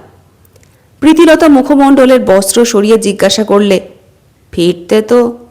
হ্যাঁ, 7-8টা। ব্রজ এই উত্তর দিতে দিতে চলে গেল। প্রীতিলতার মনে হলো কোথায় যেমন বা ব্রজ অদৃশ্য হয়ে গেল। কি দুর্ধর্ষ রহস্য! মানুষ যে দোমড়ানো অনন্ত বই অন্য নয়, সে সত্য বুঝবার পূর্ব মুহূর্তে প্রীতিলতার মধ্যেই থেমেছে এবং গুনগুন করে সে গীতধ্বনি করেছিল। এখন সে শুয়ে, সে যখন ভাবছিল ব্রজ দুটি ভাত না পেলে আর উঠতে পারবে না, ঠিক এমতো সময় যুথি প্রায় মার ঘাড়ের উপর পড়ে দ্রুত নিঃশ্বাসে বলেছিল, মা দেখো, লতি কি কুড়িয়ে খাচ্ছে। অচিরাত জ্যামুক্ত ছিলার মতন প্রীতিলতা উঠে দাঁড়ালো। সত্যর বারান্দায় গিয়ে লতির সম্মুখে দাঁড়ালো। ক্ষণেকের জন্য মার মনে হয়েছিল আমার কি যুথির মতো হিংসে হয়েছে। সঙ্গে সঙ্গে একটি চড়ের আওয়াজ শোনা গেল। এ চড় লতির গালে প্রীতিলতাই মেরেছিল। সঙ্গে সঙ্গে লতির মুখ থেকে কি যেন ছিটকে পড়ল। পলকে প্রীতিলতা এবং যুথি ছুটে গিয়ে দেখে জলসিক্ত হরিতকি। ছোট্ট একটা নিরেট নিপট আর্তনাদ। আর্তনাদের সঙ্গেই ধ্বনিত হয়েছিল বহু পূর্বে সেনেটে উক্ত ল্যাটিন ডায়ালগ, এবং তুমিও। এ দৃশ্যে পরক্ষণেই প্রীতিলতা জলদ গম্ভীর রৌদ্রকর্মা আওয়াজ শুনেছিল। প্রীতিলতা সমাগত পবিত্র সন্ধ্যাকে কশ্চিৎ জলপ্রপাতে ছুঁড়ে ফেলে দিয়েছিল। অমিত্রাক্ষর ছন্দ যেরূপ সদাই বিষণ্ণভাবে শেষ হয়, তেমনি তার দক্ষিণ হস্ত থেকে ধ্যানপ্রসূত কতিপয় নকশা অদৃশ্য হল। সে সেই গীতটি ক্লান্ত কণ্ঠে ছোট ঘরের মধ্যে মন্থর গতিতে ঘুরে ঘুরে গাইছিল। ঘরে আর অন্য কারো নিঃশ্বাস ছিল না। এ কারণে যে যুথিলতিকে বাপের জন্য অপেক্ষা করতে এই কিছুক্ষণ আগে মোড়ে পাঠিয়ে দিয়েছে, এখন অন্ধকারে কোথায় যে সে একথা ভুলে গেল, সে সত্যই দেওয়ালে হস্ত দ্বারা অনুভব করত এই যে বোধহয় আমি এরূপ মনে করবার চেষ্টা করেছিল, এবং তৎসহ সমস্ত স্থাপত্যের প্রতি তার বীতশ্রদ্ধা এসেছিল। সমস্ত আকাশের কিছুটা নিদ্রার বাস্তবতা এখানে যে সে তা জানত না, অথবা কেউ তাকে জানায়নি। অনেকবারই সে সেখানে দেওয়ালে মাথা খুঁড়েছিল, কিন্তু তবু প্রীতিলতা খুব আশ্চর্য সহকারে দেখেছিল যে এরূপ সংঘাতপ্রসূত বেদনা উক্তির উহকারের মধ্যে বৃদ্ধের প্রভাতী গীতের রেশ বর্তমান। ইতিমধ্যে ইদানিং প্রত্যহের সময় মাফিক নর্দমার লোহা আর লাঠির আওয়াজ, ভয়ঙ্কর আওয়াজ সমস্ত দিককে বিমর্দিত করেছিল, এবং অন্ধকার কক্ষ মধ্যে একাকিনী প্রীতিলতা চকিত ভীতা আপনকার শীর্ণ হাত দুটি দিয়ে কাকে যে সে রক্ষা করতে চাইল তা সঠিক বোঝা গেল না। যেহেতু এখানে অন্ধকার, সম্মুখের শূন্যতাকে অথবা নিজেকেই। হায়, প্রীতিলতা যদি বুদ্ধিমতী হতো তাহলে সে দেখতে পেত এই শূন্যতা ভেদ করে সে কখনো যায়নি। প্রীতিলতা ভীত হয়ে অদ্ভুতভাবে আপন আত্মরক্ষায় যত্নবান হয়েছিল, এবং এ কথাও ঠিক যে সে সেই আওয়াজের সঙ্গে সঙ্গে আপন বস্ত্র পরিত্যাগ করে, এবং এতে করে সে আরেকটি অন্ধকারে পরিবর্তিত হল। আদতে আপনাকে ধরে রাখাই তার উদ্দেশ্য ছিল। এই ব্যবস্থা অতীব সাধু কৌশল। ইত্যাকারে খানিক অসময়ে পার সত্যিই হয়েছিল, কিন্তু আর পারা গেল না। কখন যে জানালার পাশে এসে দাঁড়িয়েছে তা তার খোঁজ ছিল না। তির্যক গ্যাসের আলোয় বসে বৃদ্ধ খানিক শ্রান্তি দূর করে শূন্যতার সংঘাত হেতু কম্পিত হাতখানি দ্বারা আপন কপাল মুছছিল। এরপর অসম্ভব মায়াজড়িত কণ্ঠে বলেছিল, হরি বল। অনন্তর এখন যখন সে কিঞ্চিত মাত্র সুস্থ বোধ করেছিল, তখন সে গীতটির সুর ধরেছিল। অন্ধকার কক্ষ মধ্যে ইদানিং অন্ধকারে পরিবর্তিত একটি দেহে সে গীত প্রতিধ্বনিত হয়েছিল। এ কারণে যে প্রীতিলতা এখনও তেমনইভাবে দণ্ডায়মানা। বৃদ্ধ গীতটি গাইতে গাইতে খানিক স্খলিত পদে স্বভাবমতো বাইরে যাবার নিমিত্ত এখান থেকে চলে গেল। শুধুমাত্র বস্তাটা সেখানে। প্রীতিলতা আর এক মুহূর্ত অপেক্ষা করেনি। খানিক বিবস্ত্রতা সত্ত্বেও ছুটে থমকে কাপড় সংগ্রহ করত কোনো ক্রমে জড়িয়ে সদর দরজার নিকটে এসে স্থির। এমতো সময় সে আপনার নিঃশ্বাসের সময় পেয়েছিল, শব্দও নিশ্চয়। কত রকমারি নিঃশ্বাস প্রীতিলতা ফেলেছে, উষ্ণ, দীর্ঘ, হাড়মানা। এখন সে সদর দরজার এই পাশে অল্প গ্যাসের আলোয় সেই ঘুমন্ত ভাল্লুকের মতো বস্তাটা, এবং সম্মুখে অদ্ভুত এক ভঙ্গি সহকারে প্রীতিলতা গৃহিণী দণ্ডায়মান। মনে হয় এক মুহূর্তের জন্য মুখ ফিরিয়েছিল। এমন হতে পারে সে ছায়া দেখতে চেয়েছিল। আহ, পরোক্ষ অনুভূতি। ঝটিতি প্রীতিলতা রাস্তায় নেমে বস্তাটায় হাত দিতেই হস্তদ্বয় তড়িৎ বেগে ফিরে কিছুক্ষণের নিমিত্ত আকাশহীন শূন্যতায় কম্পিত হতে থাকলো। পরক্ষণে যখন সে বস্তাটা ধরে কায়দা করার চেষ্টা করে, তখন দেখে বৃদ্ধ হাঁ হাঁ করে ছুটে আসছে। একটু এসেই বৃদ্ধ কেমন যেন বা নেচে উঠল, বোধ হয় খোয়ার জন্য। তারপরই পাশের দেয়ালে হেলে পড়ে। দেওয়াল ঘষতে একটু এসেই সমগ্র জোর দিয়ে প্রীতিলতা দেহের উপর ঝুঁকে পড়ল। পুরুষের স্পর্শে গৃহিণী প্রীতিলতা অচিরাত এক নৈসর্গিক বয়স ফিরে পেলে। সে পিঠের ঝটকায় এমনভাবে বৃদ্ধকে আঘাত করেছিল যে বৃদ্ধ টাল সামলাতে না পেরে রকে মুখ থুবড়ে পড়ল।